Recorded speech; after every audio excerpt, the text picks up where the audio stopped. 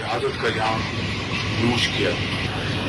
یہ پاکستانی فوج کے دلیر افسر اور جوان آئے دن یہ عظیم قربانیاں وطن کی خاطر، وطن میں امن قائم کرنے کی خاطر، اور جو فتنہ خوارج ہے، جو دہشت گرد ہیں، ان کو ہمیشہ کے لیے صفحہ ہستی سے ختم کرنے کے لیے دن رات یہ قربانیاں دے رہے ہیں.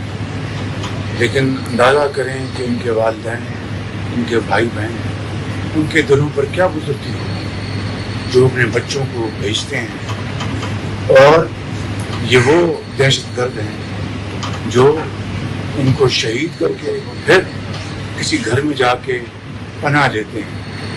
میں سمجھتا ہوں یہ وہ کبھی عمل ہے، یہ وہ گھناؤنا کردار ہے جس کا خاتمہ کرنے کا وقت آ چکا ہے.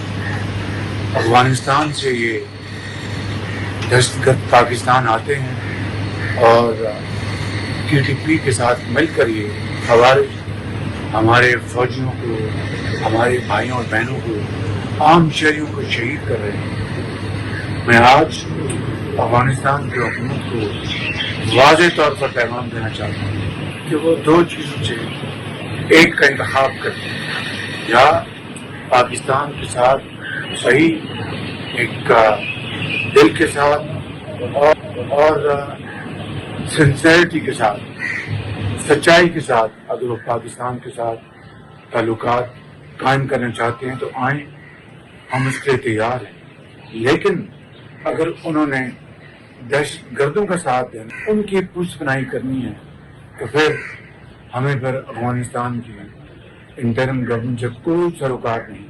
پر انشاءاللہ افواج پاکستان، جوان، افسر اور فیلڈ مارشل کی سربراہی میں انشاءاللہ ہر صورت میں ان دہشت گردوں کا خاتمہ ہوگا. اس کے بغیر یہ قوم، یہ فوج، یہ چین سے نہیں بیٹھے. اس حوالے سے اب وقت آ گیا ہے کہ ہمیں انتظامی سیاسی فیصلے کرنے ہوں تاکہ پاکستان کے اندر امن قائم کرنے کے لیے جو بھی ہمیں ایکشن لینے ہیں وہ وقت کی عام ترین ضرورت ہے. اور پوری قوم پکار کر یہ مطالبہ کر رہی ہے کہ آئے دن کو یہ جو جنازے اٹھ رہے ہیں ہماری افواج کے جوانوں کے، یہ دیکھتی آنکھوں سے نہیں دیکھ سکتے، نہ ان کا دل ہے کہ اس کو اس صدمے کا روز برداشت کریں.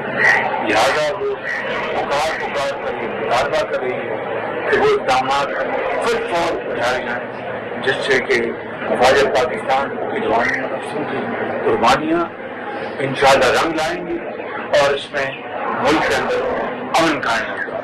میں نے آج شپا سرار سے اور دوسرے پرو کمانڈر پشاور سے اور دوسرے جو یہاں پر موجود تھے افسران، میں نے ان سے گفتگو کی ہے تفصیلی، اور اس کے لیے بہت جلد میں ایک منصوبہ کابینہ کے پاس لے کے جا رہا ہوں.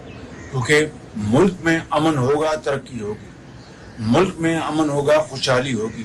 اور اگر امن تباہ ہو گیا خدا نخواستہ تو نہ پھر ترقی نہ خوشحالی کسی کام کی نہیں ہوگی. اس لیے میں سمجھتا ہوں کہ ہمیں ہر قیمت کے اوپر نہ صرف ان شہداء قربانیوں کی ہمیں اس کا لاج رکھنا ہے، اور وہ ان کی قبروں سے روحیں وہ پکار کر کہہ رہی ہیں کہ ہم نے قربانی دی ہے امن قائم کرنے کے لیے. وزیر اعظم اور فیلڈ مارشل اس امن کو قائم کرنے کے لیے جو کچھ آپ سے بنتا ہے وہ کریں، اور انشاءاللہ پاکستان کے بہترین مفاد میں ہم مل کر یہ فیصلے کریں گے. اور جلد میں کابینہ کا اجلاس بلا کر ان فیصلوں کو لے کر جاؤں گا. کابینہ اس کے اوپر بحث کرے گی اور فیصلہ کر کے اس کے اوپر فل فور عمل کریں گے. ناظرین، وزیر فوج کے دلیر سپوت جو دہشت گردی کے خاتمے کے لیے دن رات قربانیاں دے رہے ہیں، ان خوارج کے خلاف مسلسل کھڑے ہیں۔ افغانستان سے یہ دہشت گرد آتے ہیں اور یہ خوارج ٹی ٹی پی سے مل کر پاکستان میں کارروائیاں کرتے ہیں۔ افغانستان سے کہیں گے کہ امن کے ساتھ اچھے تعلقات کے ساتھ آگے بڑھنا چاہتے ہیں تو آئیں، ہم تیار ہیں، لیکن اگر ان کی سرزمین دہشت گردی کے لیے استعمال ہوگی تو ہم اسے برداشت نہیں کریں گے، لہٰذا ہمارے پاک فوج کے جوان ان کے خلاف کارروائیاں جاری رکھیں۔ جلد اس بارے میں کابینہ میں بھی بات چیت کریں گے تاکہ امن قائم کیا جا سکے۔ امن ہوگا تو ترقی ہوگی، ایسا کہنا ہے وزیر اعظم شہباز شریف کا، جو کہ بنوں کے دورے کے دوران آپریشن کے دوران زخمی ہونے والے لوگوں کی عیادت کی انہوں نے، اور اس عیادت کے بعد انہوں نے میڈیا سے بات چیت کی ہے۔ اس موقع پر ان کا کہنا تھا کہ افغانستان سے ایک بار پھر کہیں گے کہ امن کے ساتھ اچھے تعلقات کے ساتھ اگر آگے بڑھنا چاہتے ہیں تو اس کے لیے ہم تیار ہیں، لیکن اگر ان کی سرزمین کو دہشت گردوں کے لیے استعمال ہوتی رہی تو ہم اسے برداشت نہیں کریں گے۔ پھر جواب میں ہمارے پاک افواج کے جوان ان کے خلاف مسلسل کارروائیاں جاری رکھیں گے،